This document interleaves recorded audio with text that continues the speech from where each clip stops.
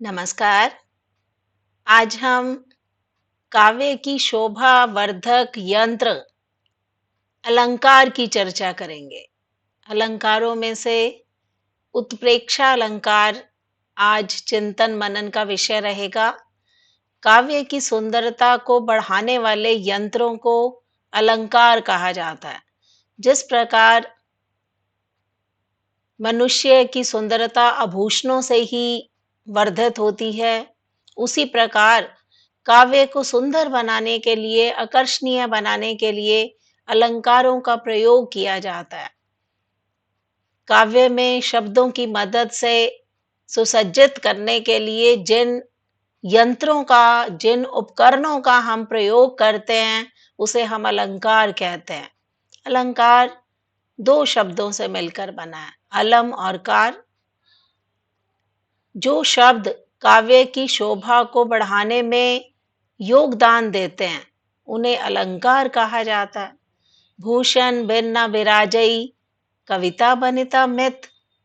तो ऐसा माना जाता है कि जिस प्रकार नारी की सौंदर्यमयी सत्ता आभूषणों से सुसज्जित होती है, उसी प्रकार काव्य की शोभा भी अलंकारों से ही बनती है। अलंकार 3 प्रकार के होते हैं, शब्दालंकार, अर्थालंकार और उभयालंकार।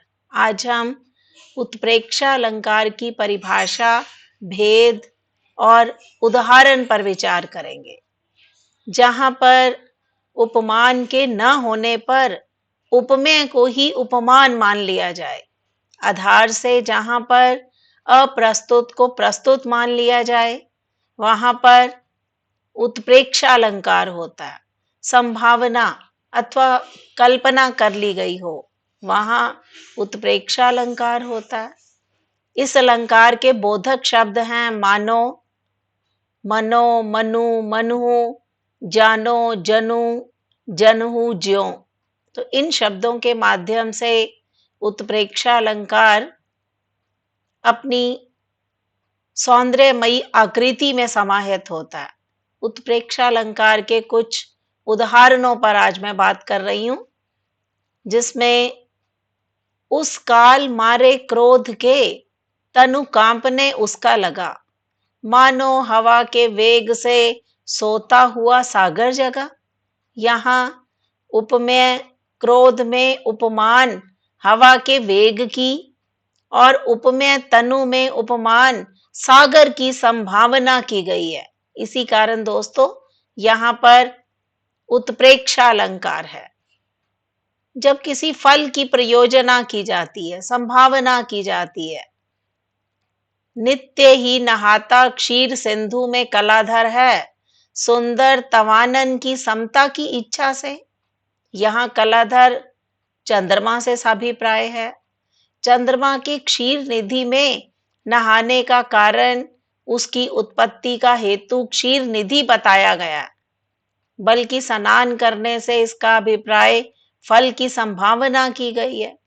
नायिका के मुख की समानता प्राप्त करने के लिए क्षीर सागर में नहा रहा।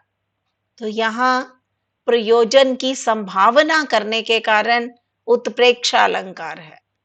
कहती हुई यो उतरा के नेत्र जल से भर गए, हिम के कणों से पूर्ण मानो हो गए पंकज नए। तो यहाँ अभिमन्यु की पत्नी उत्तरा के अश्रु पूरित नेत्र उपमेय हैं और हिम कण से परित पंकज उपमान है।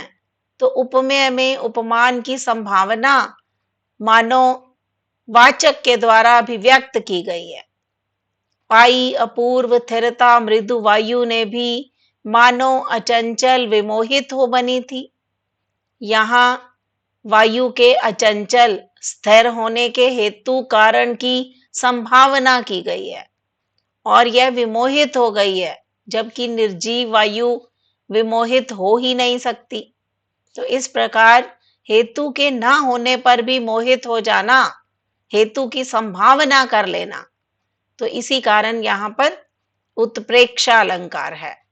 उत्प्रेक्षा अलंकार के अन्य उदाहरण भी हैं, नील परिधान बीच सुकुमार, खुल रहा मृदुल अध खुला अंग, खिला हो ज्यों बिजली का फूल, मेघ वन बीच गुलाबी रंग। पद्मावती सब सखी बुलाई, जनु फुलवारी सबे चली आई।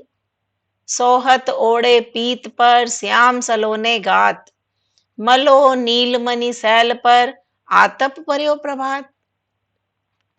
लता भवन ते प्रकट भये, तेहि अवसर दो भाए, मनु निकसे जुग विमल विधु, जलद पलट बिल गाए। पुलक प्रकट करती है धरती, हरित तृणों की नोकों से, मानो झूम रहे हैं तरु भी, मंद पवन के झोंकों से। थाए काम सब त्यागी, मनहु रंक निधि लूटन लागी। दादुर धुनी चहु दिशा सोहाई, वेद पढ़ई जनु बटु समुदाय। मेंढकों की आवाज में ब्रह्मचारी समुदाय द्वारा वेद पढ़ने की संभावना की गई है। चमचमात चंचल नयन बिच घूंघट पर छीना, मनहु सुर सरिता विमल, जल उछत जुग बीना।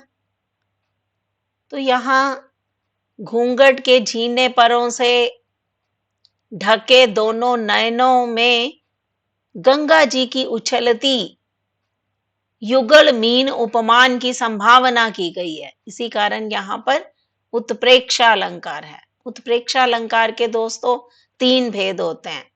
वस्तु उत्प्रेक्षा, जहां उपमेय रूप वस्तु में उपमान रूप वस्तु की संभावना की जाए, वहां वस्तु उत्प्रेक्षा अलंकार होता है। उस काल मारे क्रोध के तनु कांपने उसका लगा, मानो हवा के वेग से सोता हुआ सागर जगा। तो उपमेय रूप वस्तु में उपमान रूप वस्तु की संभावना होने के कारण यहां वस्तु उत्प्रेक्षा है। आगे इसका भेद है हेतु प्रेक्षा, जहां हेतु के ना होने पर, कारण के ना होने पर भी कारण की संभावना की जाए, वहां हेतु प्रेक्षा अलंकार होता है। पाई अपूर्व स्थिरता मृदु वायु ने भी, मानो अचंचल विमोहित हो बनी। पीछे भी इसका उदाहरण मैंने आपको स्पष्ट किया। फलोत्प्रेक्षा, जहां किसी फल की संभावना की जाए, वहां फलोत्प्रेक्षा अलंकार होता है। नित्य ही नहाता क्षीर सिंधु में कलाधर है, सुंदर तवानन की समता की इच्छा से। तो किस प्रकार से प्रयोजन की संभावना करने पर यहां फलोत्प्रेक्षा अलंकार प्रतिबिंबित होता है। तो संभवतः उत्प्रेक्षा जिसके 3 भेद हैं, जिसे हम वस्तुत्प्रेक्षा, हेतुत्प्रेक्षा और फलोत्प्रेक्षा के नाम से जानते हैं। तो उत्प्रेक्षा अलंकार किन किन स्थितियों में किस प्रकार काव्य की शोभा का वर्धन कर सकता है, इस पर आज विचार किया। आपका बहुत बहुत धन्यवाद।